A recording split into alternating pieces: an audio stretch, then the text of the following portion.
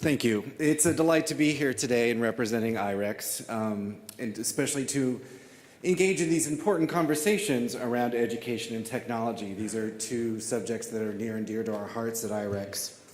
A little bit briefly about our organization. IREX is a US-based international nonprofit organization. We're in our 45th year of operation. We were founded in 1968. We have over $65 million in programming each year, and at any one time have about 60 different projects operating in over 120 different countries around the world. And we've been operating in Iraq for about 9 years. So how do we support education and research? You've just seen our full name, International Research and Exchanges Board. It's part of what we do from our very founding. We do this through a combination of supporting individual and collaborative research. So this is a combination of fellowships to single individual researchers and scholars, international collaboration on joint projects for scholarship and research. We strengthen university management systems, which I'll talk about briefly, build university partnerships. And then I'm happy to announce we do programs that train secondary school teachers, high school teachers.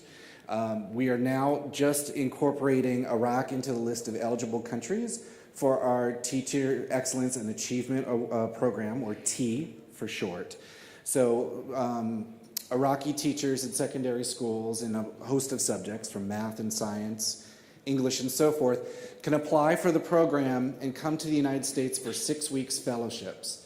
They go through training courses that we have helped design, training at our partner schools, and then also do classroom observations before coming back to their schools in Iraq. So it's a very great program. We've been doing it for a few years with participants from over 40 countries, and we're happy that Iraq is now part of that.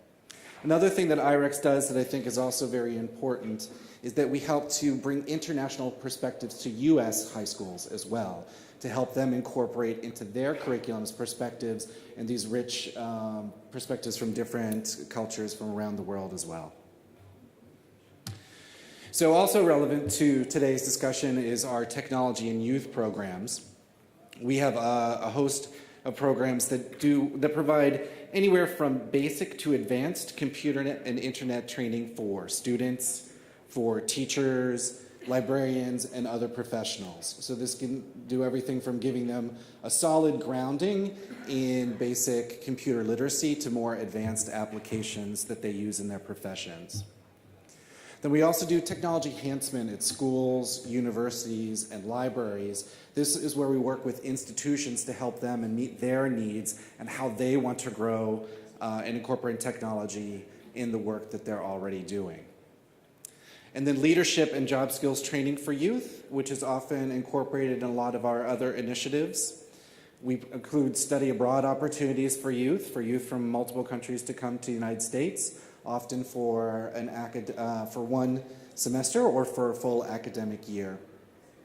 And then also a combination of learning, service learning and community projects. So we help to instill in youth a sense of pride in their home communities and ways that they can give back to their communities in a variety of ways. And the picture you can see here is of some smiling Iraqi students who came to the US for some intensive English business courses.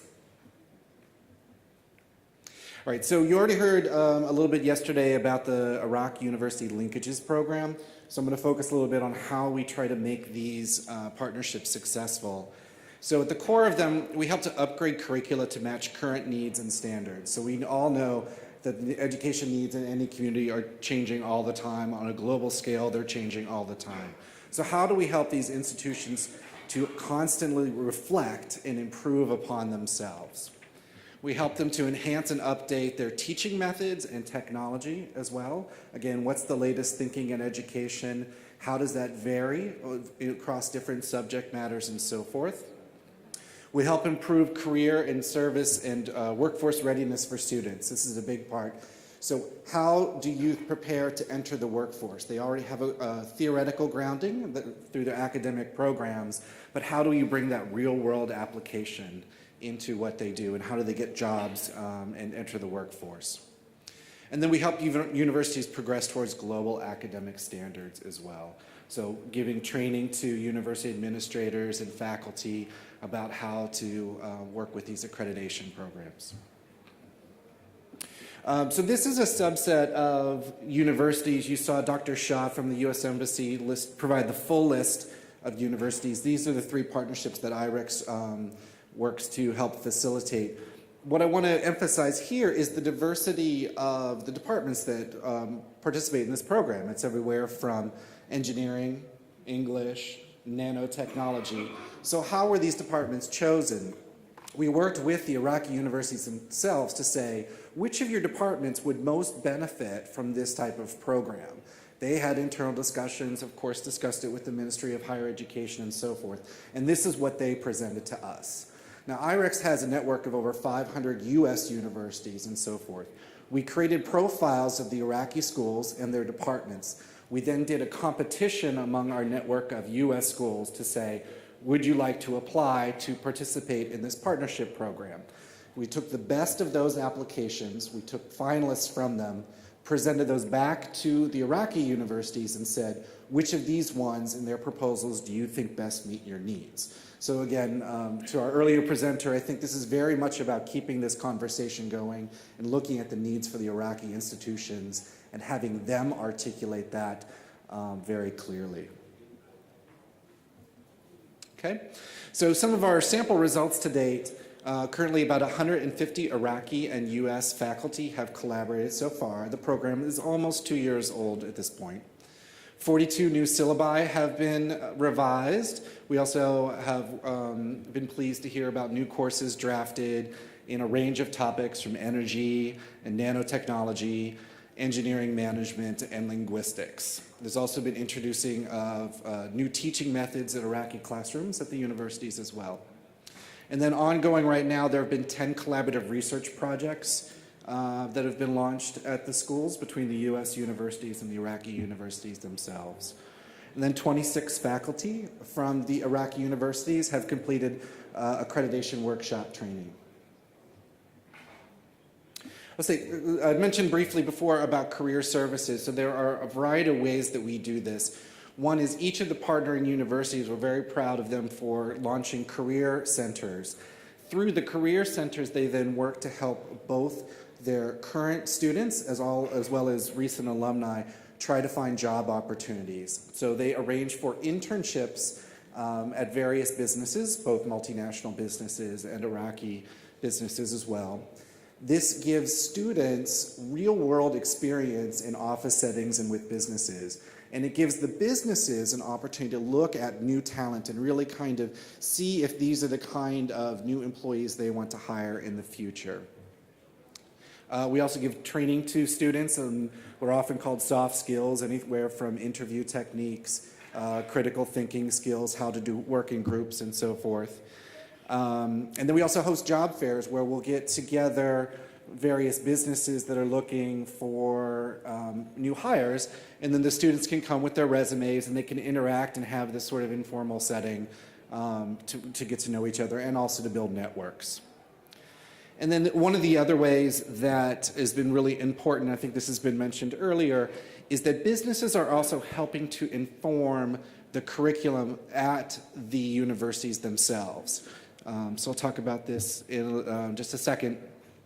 So Iraqi staff at the career centers went to visit Lebanese career centers that have been operating for some time. So they get to see these real examples of what fully operational career centers can do in Lebanon. The center staff have been through various trainings, everything from basic career center services to employability skills for students and alumni. One of the most interesting things I find is the business advisory panel. This is a group of businesses, again, multinationals and Iraqi businesses, that participated in a skills gaps survey. This was also, I think, mentioned a bit earlier. And they said, when we hire new graduates from Iraqi schools, here's where we're seeing some of the differences. We find that we have to train them when we bring them on board to get them up to speed to what we're looking for. And again, standards are always changing, again, in any country and on a global scale. But they identify, again, what's typically called soft skills, and they said, we really want your students to get more experience in critical thinking, in group work, and so forth. Those are the kind of things that would make them more attractive to us when we're looking to hire. And there you can see just some of the sample companies that are working with these organizations. Again, we've talked about, over the course of yesterday and today, about private companies investing in education and research and technology programs in Iraq, which is also important. But this is also another form of relationship building where they can help inform the direction of higher education.